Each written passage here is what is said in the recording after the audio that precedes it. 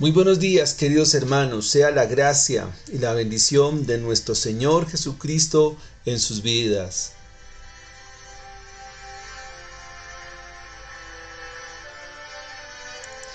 Hoy nos encontramos para seguir y continuar con la serie expositiva del libro de Job. En este capítulo 37, lo que se llama el discurso final de Eliú.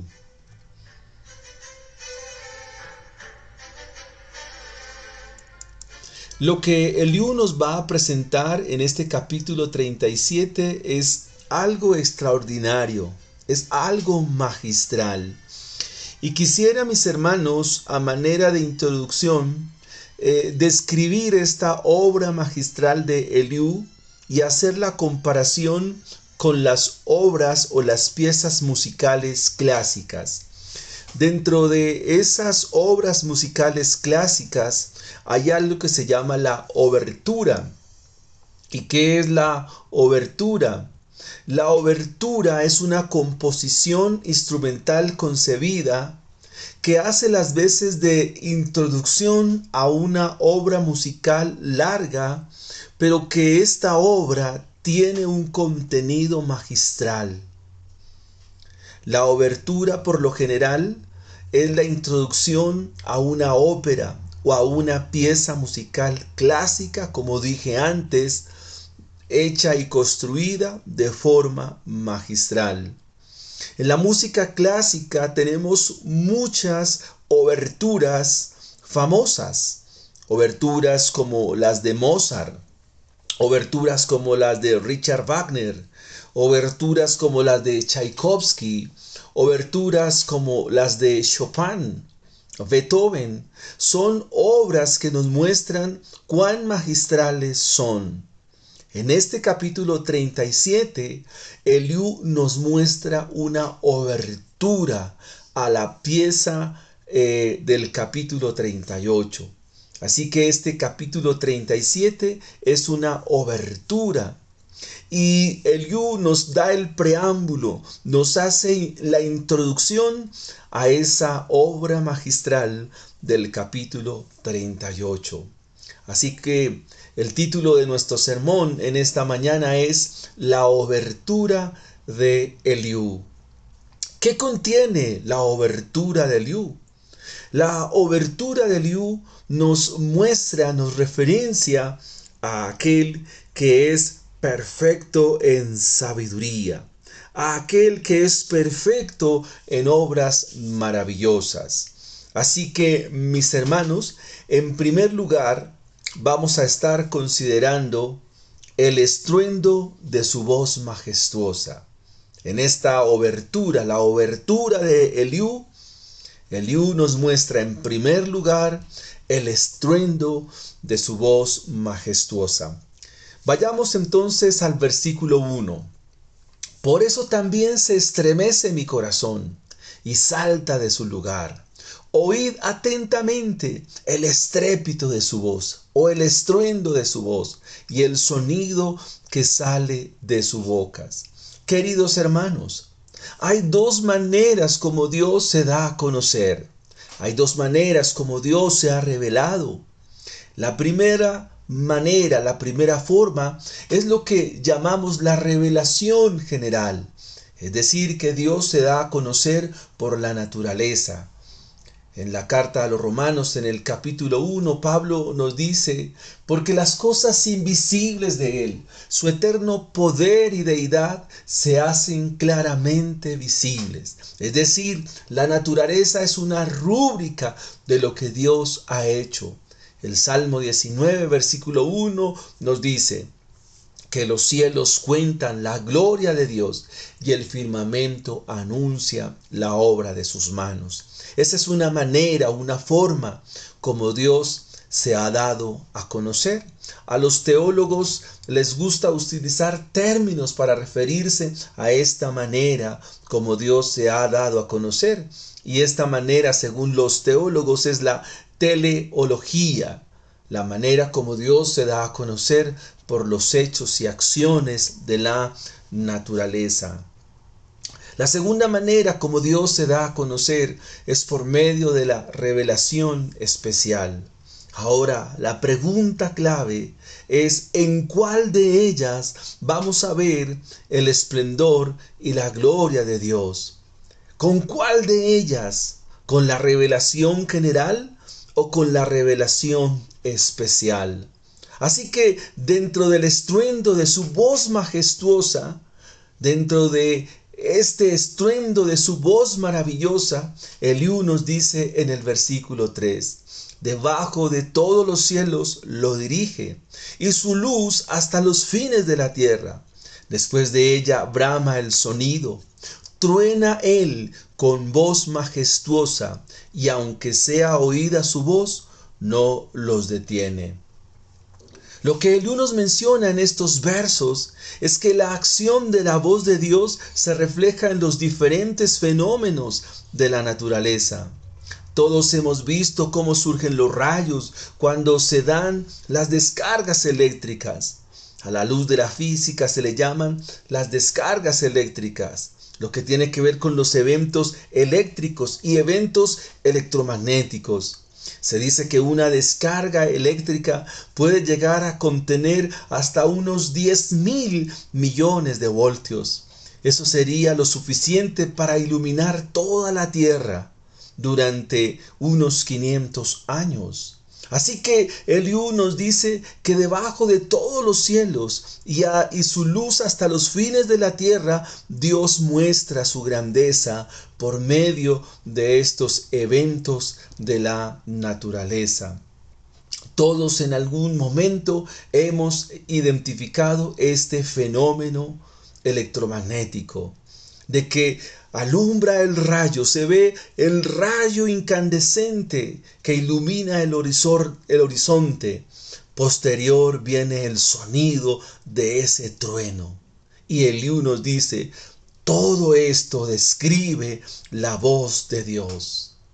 Todo esto describe la voz maravillosa de Dios. Así que lo que hace Eliú en la obertura de Eliú es mostrarnos el estruendo de su voz majestuosa. Y este estruendo se ve, este estruendo se escucha cuando truena, cuando hay relámpagos, cuando truena la voz. En la antigüedad se nos habla de cuando Dios descendió al monte Sinaí.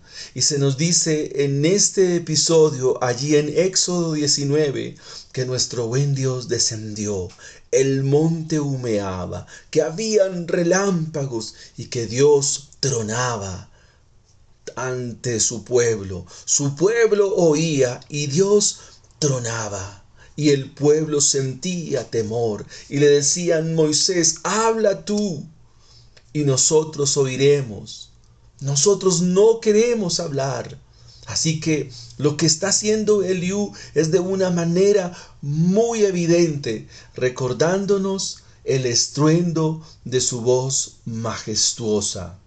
No solo Dios creó los fenómenos de la naturaleza, sino que su voz es sobre ellos. El autor de Hebreos nos dice aquí en el capítulo 1 que Dios sustenta por su palabra todas las cosas, todos los hechos de la naturaleza, todos los eventos, todos los fenómenos, todas las realidades de la ciencia están sustentados por la palabra misma de su poder. Así que en el versículo 6, ahora Eliú nos describe el asunto con la nieve. Nos ha hablado de los truenos y relámpagos. Ahora nos muestra cómo el estruendo de su voz se describe por la nieve. Versículo 6. Porque a la nieve dice, desciende a la tierra, también a la llovizna y a los aguaceros torrenciales.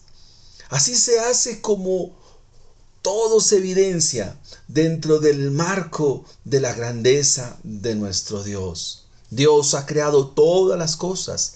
Todas las cosas son creadas para alabanza de su gloria. Y ellas nos hablan de Él. Ahora tenemos la nieve, la blanca nieve que desciende a la tierra. Es decir, que Dios por su palabra, Dios por la palabra de su poder, hace que este cúmulo de nieve descienda a la tierra.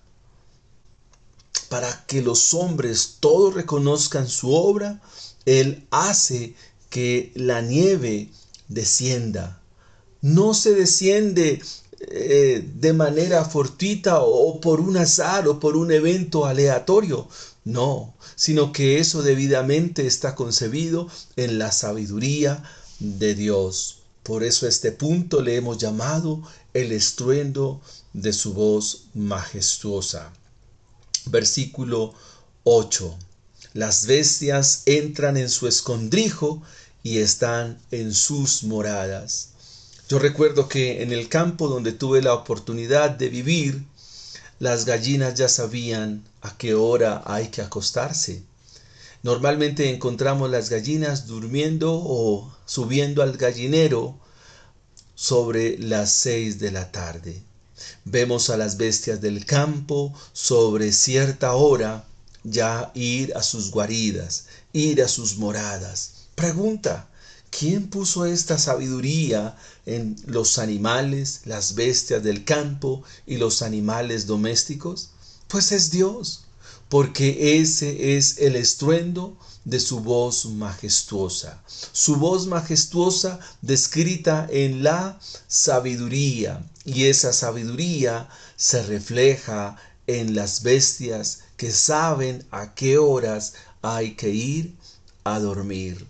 La sabiduría de Dios es tan preciosa, tan maravillosa, que también nos indica por medio de los animales y las bestias que nosotros debiéramos tener un lugar en disciplina para ir a descansar. Dice el versículo 9, del sur viene el torbellino, y aquí encontramos la obra de Eliú. Vemos la obertura de Eliú, porque en el capítulo 38 nuestro buen Dios, nuestro magno Dios, estará hablando desde un torbellino. Pero el versículo 9 nos dice, del sur viene el torbellino y el frío de los vientos del norte. Por el soplo de Dios se da el hielo y las anchas aguas se congelan. Maravilloso Dios, excelso y extraordinario Dios. Qué pieza tan magistral la que el uno describe acerca del Dios que es perfecto en sabiduría, el Dios que es perfecto en gracia, perfecto en gloria, perfecto en majestad. Dice el versículo 12, asimismo por sus designios se revuelven las nubes de alrededor. Qué interesante que Dios conoce el ciclo del agua. Lo maneja a la perfección. Su palabra establece los parámetros de la condensación, de cómo el agua se vuelve vapor, pero cómo el vapor se vuelve agua. Esto lo conocemos por los estados de la materia. El versículo 13 dice, unas veces por azote, otras veces por causa de su tierra, otras por misericordia las hará venir. Interesante. Hay cosas que debemos entender en este pasaje. ¿Qué debemos entender? Que en el ciclo del agua, puesto en la naturaleza por la sabiduría de Dios, se dan de varias formas el movimiento del agua. Cuando el agua nos llega por la tubería a la casa, es de gran bendición, porque con ella hacemos todas y cada una de las labores domésticas. Cuando el agua viene en el justo cauce de un río, no hay ningún problema. Pero a veces cuando hay mucha lluvia, como actualmente pasa en nuestro país, aquí en Colombia, entonces vemos inundaciones y cómo los ríos se desbordan. Pero todo eso habla de la sabiduría de Dios para obrar la reprensión en el ser humano. El versículo 13 dice que el agua que desciende, el agua que se vuelve, que era vapor, nieve y que se hace líquido, a veces viene por azote, otras veces por causa de su tierra y otras veces por misericordia. pero todo el conjunto de lo que es el ciclo del agua es obrado por Dios. Después del frío, Dios recarga las nubes de humedad, viene la primavera otra vez con las tormentas, con sus relámpagos. Dios es maravilloso, su voz extraordinaria. Todo está a su control y Dios lo gobierna. Sobre la faz de su mundo, Él gobierna todas las cosas con el designio de su voluntad. ¿Qué obra tan maravillosa nos está mostrando Eliú? Hemos visto en primera instancia el estruendo de su voz majestuosa. Ahora veamos en segunda instancia el concierto de sus obras. El concierto de sus obras, versículo 14. Eliú le dice esto a Job. Job, escucha, detente y considera las maravillas de Dios. Debiéramos considerar las maravillas de Dios. Debiéramos inquirir en todos los fenómenos de la naturaleza. Debiéramos inquirir en cómo los animales, tanto salvajes como silvestres, los que habitan en el cielo, los que habitan en el agua, animales que no se conocen, debiéramos inquirir y sacar una conclusión. Así que Eliú le dice a Job, detente, para un momento, detente, stop, y considera las maravillas de Dios. Y en el versículo 1 le hace una pregunta. ¿Sabes tú cómo Dios las pone en concierto? Estamos hablando de que las obras musicales tienen una característica y es que deben estar en armonía. Un concierto musical, un concierto de obra clásica debe estar en armonía, debe estar en ritmo, debe estar en tiempo, porque es la obra del Dios. Y que Dios pone en concierto estas obras. Y la pregunta de Eliud para Job es, ¿has conocido tú las diferencias de las nubes? ¿Las maravillas del perfecto en sabiduría? Y entonces Eliú nos está llevando a que si nosotros no conocemos lo que vemos, lo que observamos, ¿cómo vamos a conocer el sufrimiento? Si nosotros no consideramos los hechos de la naturaleza, no consideramos los animales, no consideramos los fenómenos de la naturaleza, cómo todo está tan armónicamente diseñado, tan inteligentemente diseñado, si nosotros no podemos observar y explicar esto que vemos, que observamos, ¿cómo vamos a explicar el sufrimiento? ¿Has considerado las maravillas del perfecto en sabiduría? Versículo 17. Porque están calientes tus vestidos cuando Él sosiega la tierra con el viento del sur. Está diciendo cómo un pedazo de tela que está mojado con el tiempo, ¿cómo se seca?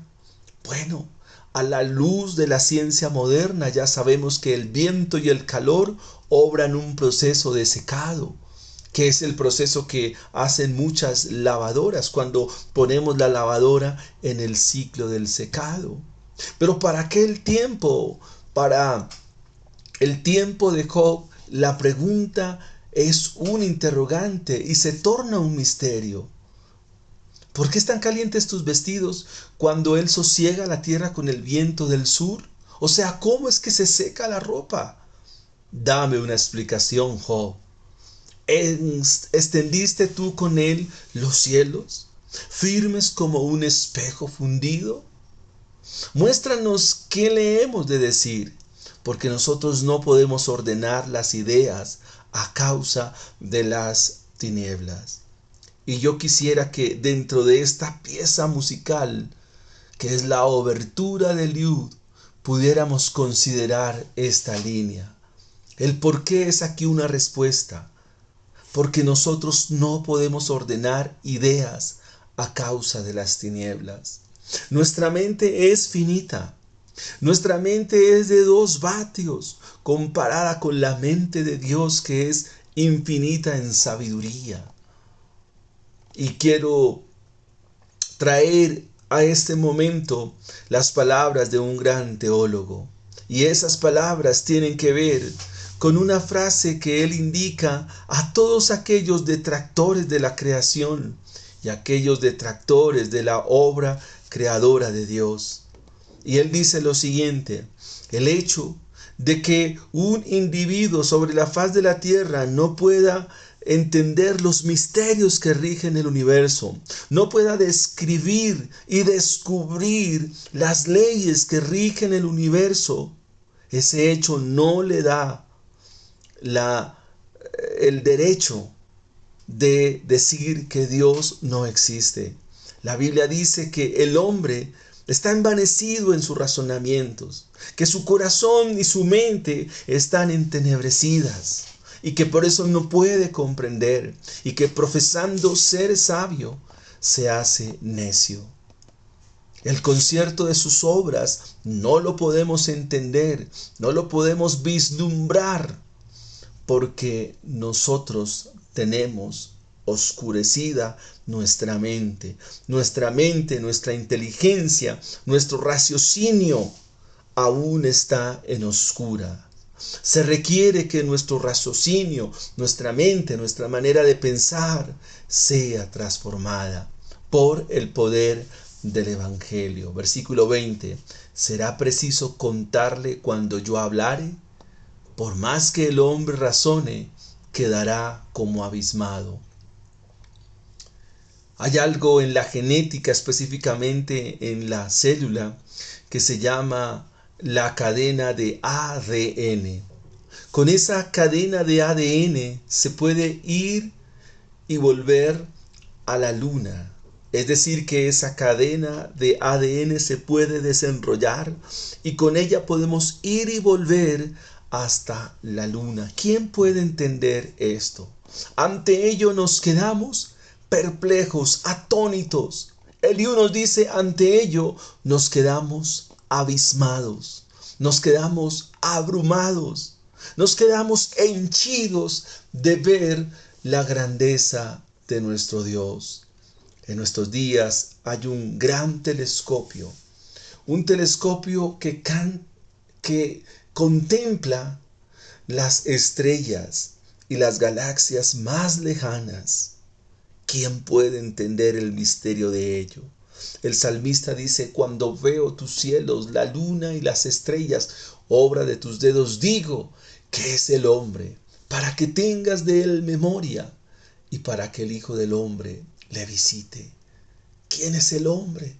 El hombre es contado como una criatura que ante las obras magnas, portentosas, extraordinarias, maravillosas de Dios, toda la obra que está en concierto, el hombre solo puede quedar rendido, solo puede quedar abismado ante tan obra grande y ante tan obra maravillosa. Pero debemos hablar aquí de la contraparte, y es que el hombre se ensoberbece, es arrogante, altivo y soberbio, porque desconoce el concierto de las obras de Dios. Y lo que Eliú le dice a Job es, detente, considera las maravillas de Dios. Amigos que me escuchan, hermanos que nos visitan, consideren las maravillas de Dios. Dios es hacedor de maravillas. Lo ha mostrado desde la creación misma y lo hará posteriormente en la nueva creación. La Biblia nos relata que habrá cielos nuevos y tierra nueva. En la física y la astrofísica se nos habla de una medida para determinar la longitud, o mejor, las distancias en el universo. Esas distancias se llaman los años luz. Pero es tan grande el universo que ya no se puede medir en años luz, que ahora es necesario medirlo con algo que se llaman parsecs, P-A-R-X, parsecs. ¿Y qué es un parsecs? Es 3.2 años luz. Así que ahora la grandeza del universo ya no la podemos medir en años luz. Y sabemos que la luz en un segundo, en tan solamente un segundo, recorre 300.000 kilómetros. Ahora, eso ya no alcanza. Hay que medir el universo y sus distancias en pars. Pero todo eso nos habla de las obras de Dios y el concierto de ellas. ¿Qué debiéramos hacer nosotros? Rendirnos. ¿Qué debiéramos hacer nosotros? Reconocer que Dios es el creador de todas las cosas. Eso nos lleva a nuestro tercer y último punto. Hemos visto que en la obertura de Eliú hemos visto el estruendo de su voz majestuosa. En segunda instancia vimos el concierto de sus obras. Ahora en tercera instancia o en tercer lugar estaremos viendo que hay que venir ante aquel de majestad terrible. Hay que venir ante aquel de majestad terrible. Hay que venir a aquel que es de majestad terrible. Versículo 21. Mas ahora ya no se puede mirar la luz esplendente en los cielos. ¿Qué está diciendo Eliú aquí? En este versículo 21, ¿qué nos quiere referir Eliú? Dice que ya no podemos mirar al sol, porque brilla con fuerza en el cielo cuando el viento se lleva las nubes. Es decir, que la manera como captamos la luz en el cielo ya no es tan favorable a nuestros ojos, ya no es favorable a nuestra vista. Luego que pasa el viento, limpia y deja el cielo claro. Algo así cuando llamamos y decimos, el cielo está azul, está despejado. Y si queremos ver hacia el cielo, entonces ya no podemos ver. ¿Hacia dónde nos quiere llevar Eliú? El versículo 22 nos dice, viniendo de la parte del norte, la dorada claridad. Dice Eliú que también el esplendor dorado proviene del monte de Dios y que en Dios hay una majestad terrible. Y es interesante lo que nos presenta Eliú aquí, porque Eliú nos lleva al contenido del Evangelio. Eliú aquí nos lleva a que pensemos por un momento, ¿qué es el Evangelio? Y es que el Evangelio significa que nosotros no podemos mirar a Dios. Si nosotros nos cuesta, nos es difícil mirar el sol porque su reflejo viene a nuestra vida y nos encandelilla. ¿Cuánto más la majestad de Dios? Cuando hace algunos años se presentaron en nuestro país esos eclipses de sol, muchos se colocaban radiografías en sus ojos para poder observar con mejor claridad este fenómeno de la naturaleza, porque se dice que de verlos directamente afectaría nuestros ojos. Eliú nos presenta algo similar. Nos dicen, miren, contemplar el sol, contemplar un día despejado es contrario, nos hace ver con mucha dificultad. No podemos ver el sol directamente, no podemos ver el sol de manera directa porque es lesivo para nuestros ojos, nos puede dañar la retina. Ahora cuánto más mirar a Dios, ahora cuánto más mirar a nuestro buen Dios. Los evangelistas registran un hecho interesante. Se conoce como la transfiguración del Señor, donde el Señor se transfigura y están allí con él dos varones, Elías y Moisés. Y los tres discípulos que acompañaban al Señor, dice que pusieron la mano sobre sus ojos porque temían ver. Y dijeron, bueno es estar para nosotros aquí, Señor. Haremos una enramada para ti otra Moisés y otra para Elías. En el capítulo 6 del libro de Isaías se nos registra el templo de Dios, la gloria de Dios mismo. Y habían 6 seres angelicales que volaban, que tenían 6 alas.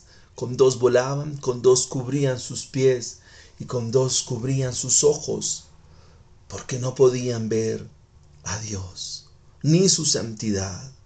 Ahora, ¿cómo nosotros podemos contemplar a Dios y contemplar a este Dios maravilloso que tiene una voz majestuosa, que pone en concierto sus maravillas, pero que ahora es de una majestad terrible? ¿Cómo podemos ver a un Dios de esta manera? Debe haber un recurso, debe haber una provisión, debe haber algo que Él ha provisto. Y es lo que la Biblia nos menciona, que Dios se hizo hombre.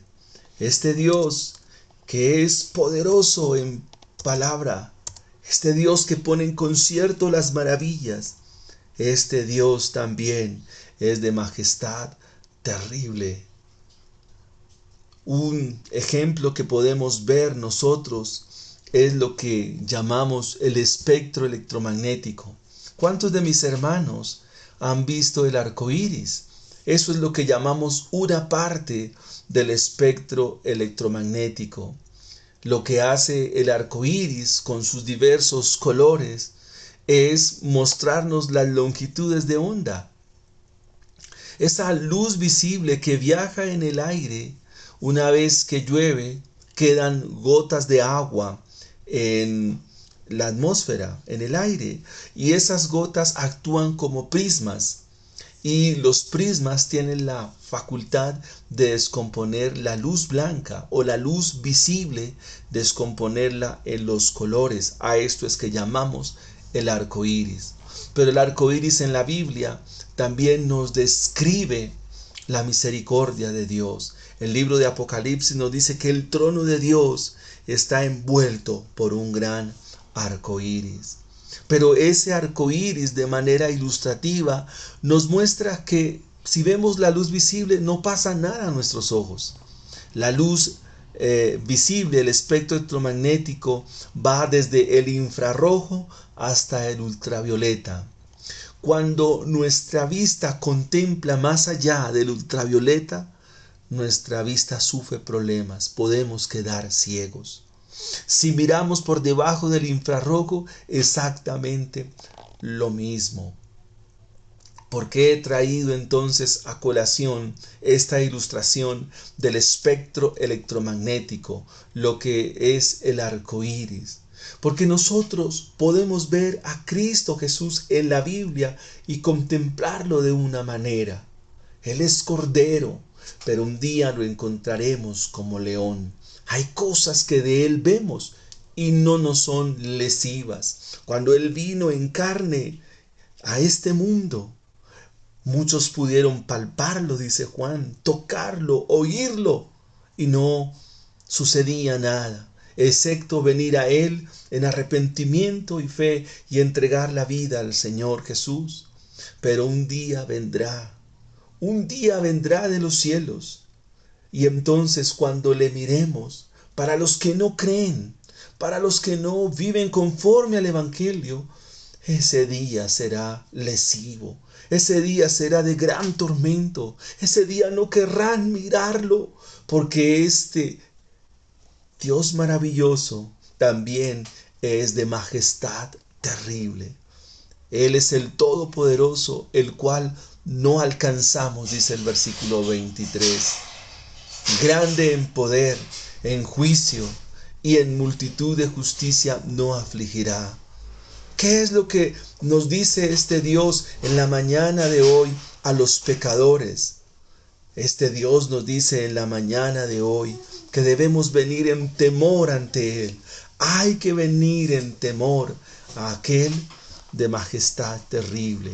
Que Él mira de lejos los altivos, que Él mira de lejos a los soberbios, pero a los humildes, a los sencillos y mansos de corazón, Él los recoge en el seno de su gracia y les da salvación y vida eterna. Quisiera terminar con una gran aplicación. Hemos visto la obertura de Eliú. Y esta obertura nos ha contado el estruendo de su voz majestuosa, la voz majestuosa de Dios.